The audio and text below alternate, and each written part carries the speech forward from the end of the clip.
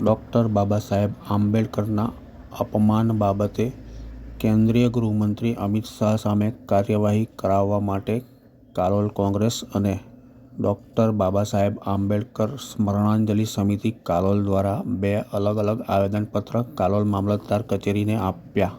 આજરોજ સોમવારે બપોરના 12 કલાકે કાલોલ મામલતદાર કચેરી ખાતે આંબેડકર સ્મરણાંજલિ સમિતિ અને કાલોલ કોંગ્રેસ દ્વારા સંસદમાં ડૉક્ટર બાબા સાહેબ આંબેડકરના અપમાન બાબતે અમિત શાહ સામે કાર્યવાહી કરવા માટે કાલોલ મામલતદારને બે અલગ અલગ આવેદનપત્ર આપવામાં આવ્યા. સંસદની કાર્યવાહી દરમિયાન ડૉક્ટર બાબા સાહેબ આંબેડકર વિરુદ્ધ અશોભનીય ટિપ્પણી કરવા બાબત અમિત શાહ સામે કાયદેસર કાર્યવાહી કરવામાં આવે તેવી માંગણી બંને આવેદનપત્ર થકી કરવામાં આવી છે. बाबा साहेब का अपमान नहीं चलेगा, नहीं चलेगा। बाबा साहेब का अपमान नहीं चलेगा, नहीं चलेगा। बाबा साहेब का अपमान नहीं चलेगा, हिंदुस्तान। बाबा साहेब का अपमान नहीं चलेगा।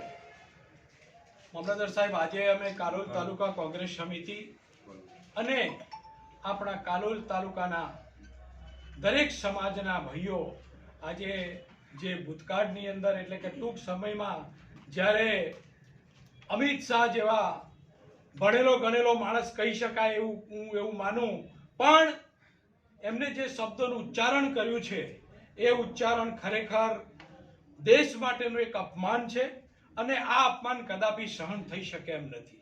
અને લોકોને આ બાબતે પોતાની લાગણીઓને પણ બહુ દુઃખ થયું છે. એટલે એના અનુસંધાને આજે અમે એક આવેદનપત્ર આપવા જઈ રહ્યા છે અને હવે અમારા ભાઈ શ્રી રમણભાઈ પણ આજના પ્રસંગે સજ આપને ઉદ્બોધન કરવા માંગે છે. મારું નામ રમણભાઈ વાલાભાઈ.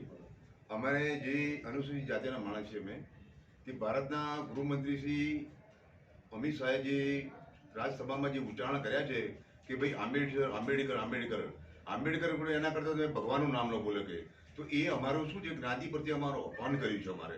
તો એમને એ ખરેખર શોભે એવું નથી. આ તો ખરેખર અહીંયા ભારત દેશમાં શું પૂરા વિશ્વ દેશની અંદર આ પડઘા પડ્યા છે આના.